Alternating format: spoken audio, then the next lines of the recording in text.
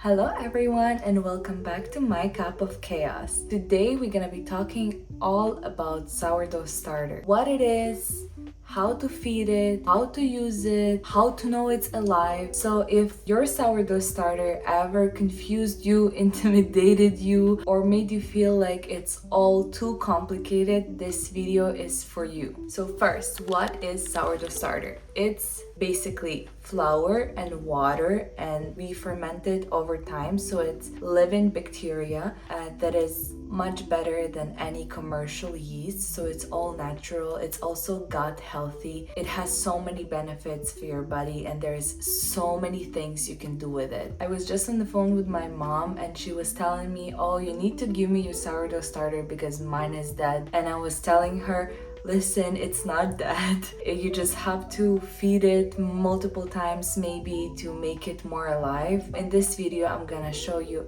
everything I know. This is my starter. I've had it a little bit over 3 years now. I did mine from scratch. Is it hard to keep it alive? And that's the biggest myth about sourdough starter. It's absolutely not hard. It's not complicated. It's very simple and very easy. So your starter does not need to be fed every day. So there is two things. You can either keep your starter in the fridge or you can keep it on the counter. And depending on what temperature your starter is stored at, it depends how many times and how often you need to feed it. So if it's stored in the fridge, it's usually once per week. That's enough to keep your starter alive. And if it's on the counter, there is more bacteria and it's more active, so you need to feed it every single day.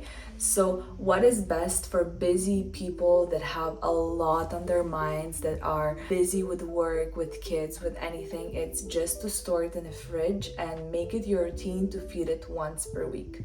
But if you forget to feed it once per week, that's fine. Sourdough starter is very forgiving. That's why I love it, because sometimes when you forget to feed it, then in, let's say, a couple of weeks or after you travel and you are not home for X amount of days, you can still bring it back to life and make it alive, and it's gonna give you such good bread and so many other things. My starter has been through a lot. Like, we've been traveling to Croatia for more than a month and it survived in the fridge. We also lived at my in-laws' house for a bit and it survived all that, and it's still very active. Let's normalize a few things.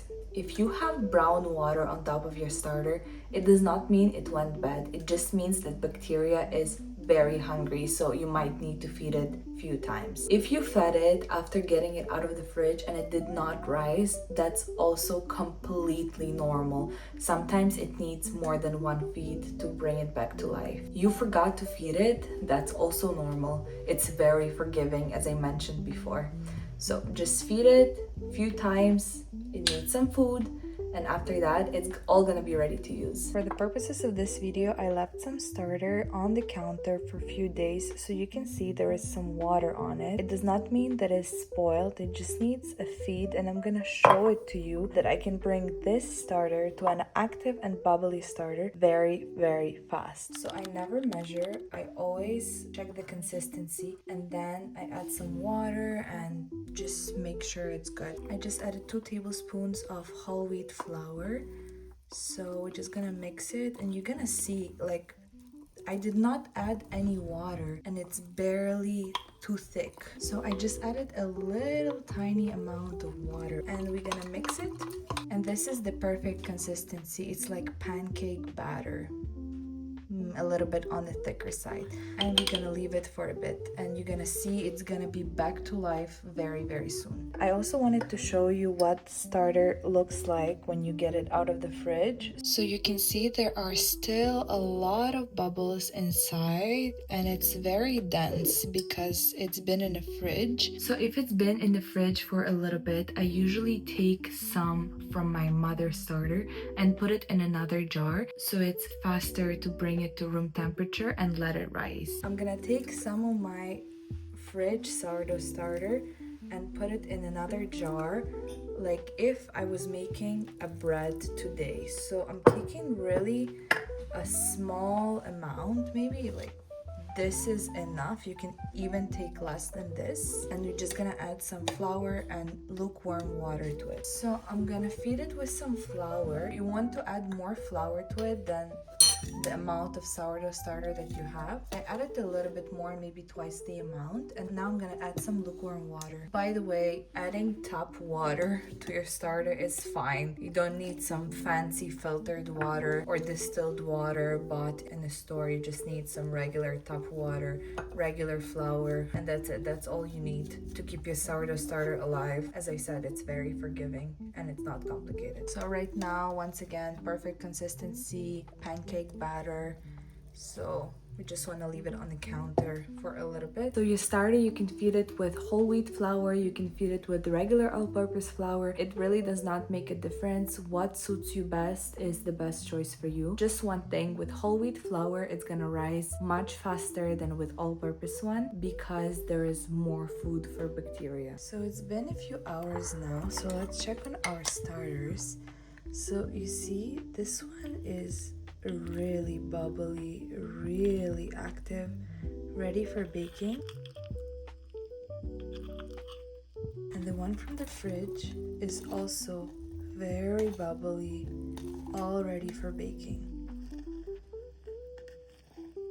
What can you make with the sourdough starter? There is so many recipes, you will not even believe it. You can make bread, pancakes, waffles, pizza dough, crackers. There is a ton of discard recipes on the internet. You can also check my video on discard cracker recipe.